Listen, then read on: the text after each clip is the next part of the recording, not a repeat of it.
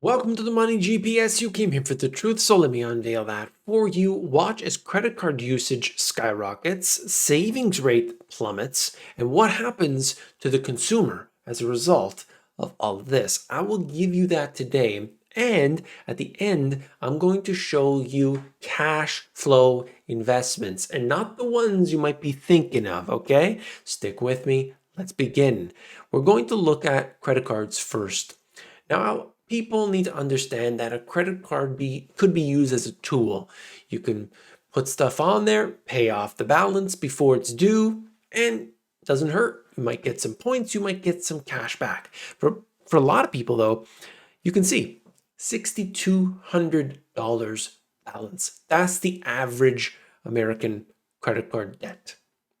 Now imagine when you're paying a rate 16% to 26%, depending on many factors, the type of card, is it a department store credit card or is it, a Visa MasterCard, what your credit is itself. I mean, there's so many factors, okay? But you're paying a high rate of interest. And okay, 6,000, not a huge number, it's not a house, but when you're paying this level of interest, this gets really big when you look at it over a period of time. So people need to do whatever they can today to pay off their high interest debt. That's step one. And so what it tells us here, what we saw, 2020, it started to decline.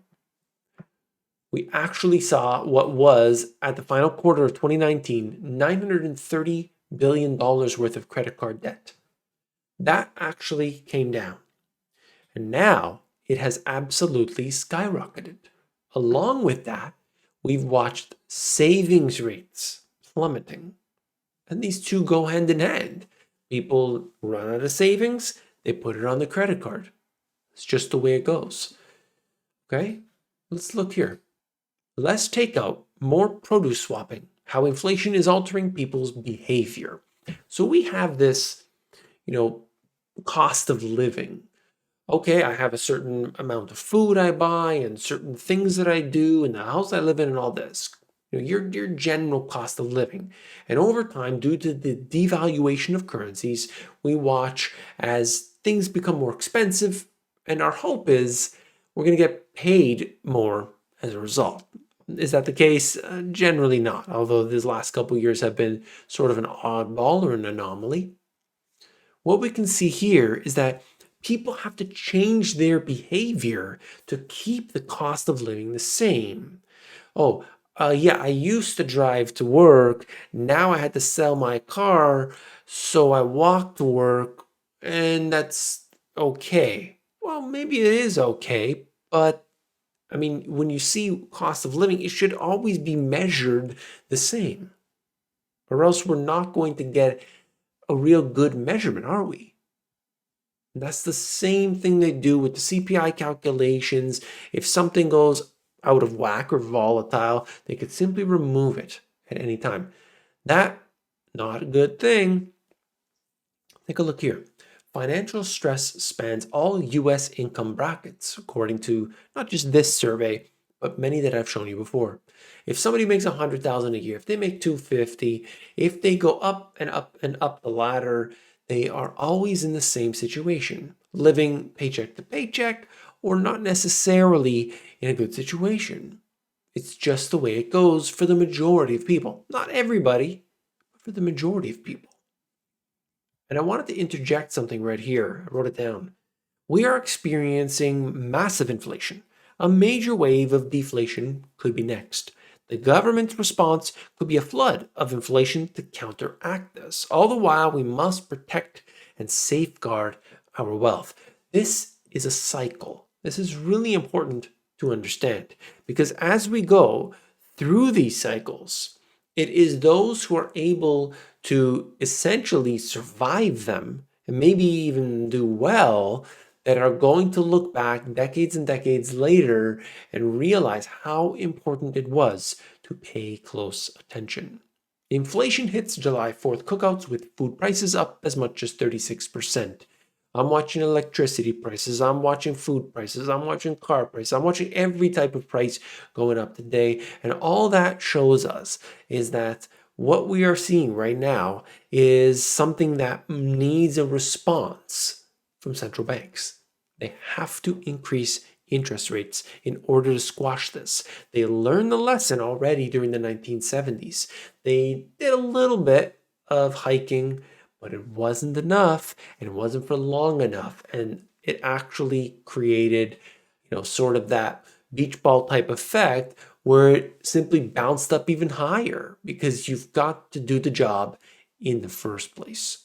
Now, you at home, I mean, I've seen the truly unfortunate messages from people, and I've read the articles and so on of people saying, I wear an extra sweater because it's too cold in the wintertime.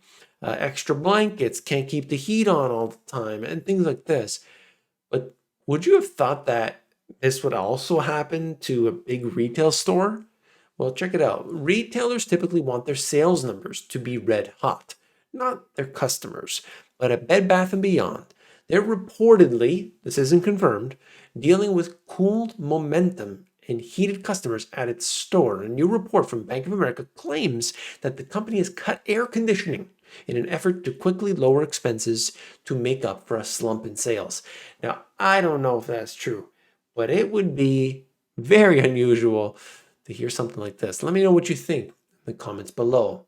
I just wanted to interject here. I checked the statistics and it looks like these two cats had given this video a thumbs up. But the question is, have you? Hit that thumbs up button. I really do appreciate it. Now, I want to show you something here. I've shown you the different surveys before. Let's take a look at the numbers. You can see Conference Board, consumer confidence, looking at all of these declining considerably, different measurements of it and so on. But it just shows you what we already know. I can give you that in many different ways. In fact, you're looking here, US personal savings as a percentage of disposable personal income. You can see that has fallen lower and lower and lower. Okay, and we watch all of this data simply piling up, all pointing to the same thing. Okay, so we look at that, very clear that this would be the case. I mean, there's going to be variances, but comparing that with the consumer confidence expectations, hey, not a surprise, right? That's been declining here over the last little while. As inflation has picked up, people do not have the disposable income they did before. The savings are dropping. And you look at all of that, always showing us what we already know. ExxonMobil CEO cautions against an abrupt energy transition, warning underinvestment leads to high gas prices. So you can point the finger here and there, but what really matters? Well, I personally believe what really matters is what you, the individual, actually have to pay. High gas prices. I mean, where it's coming from, for most people, just doesn't matter. It's what you have to pay, what's left over at the end of the month. South Africa's Eskom implements worst power cuts in over 2 years. So apparently, 6 hours a day, if I remember correctly here, stage 6, which means at least 6 hours without power a day for most South Africans. I mean, that is very difficult to deal with, really. And you just look at that. I mean, what kind of situation is this? I mean, you can't even have power for a large percentage of the day. So if you are in South Africa, please let me know. Is this valid? I need to know from people. And so you stayed to the end. I wanted to give you some good stuff. Okay. And this is really cool, in my opinion. Some of these things you may not have ever thought of. List of cash flow assets that generate monthly income. During these periods of time, when you have difficulty, it becomes very important to have an asset/business that actually provides the cash flow, because that's going to bring, what if you lose your job? You still got money flowing through. Okay. So there's, a breakdown, and I highly recommend checking the link in the description under the sources. But I'm just going to quickly go through investing in royalties. This is something you could do. There's ways and websites to do that actually when you have more capital. Renting and leasing out vending machines. That's a big one. Property rentals like real estate. I'm sure you know about that. Car rentals. Apps like Turo, Turo. Tax lien certificates. Investing in timberland. Okay, rent out what you already have. That could be, a spare room. It could be your backyard. It could be this and that. Wrapping cars, actually putting, advertisements on cars to make income that way. High dividend stocks, of course, you know that. REITs, real estate investment trusts. Investing in billboards, peer-to-peer lending, investing in farmland, a laundromat business, a car wash business, buying different businesses, and it goes on. Okay, all really cool stuff. May not apply to everybody. The list is 20 in there. Even if you like one, that would be great. I mean, that could be what you get into.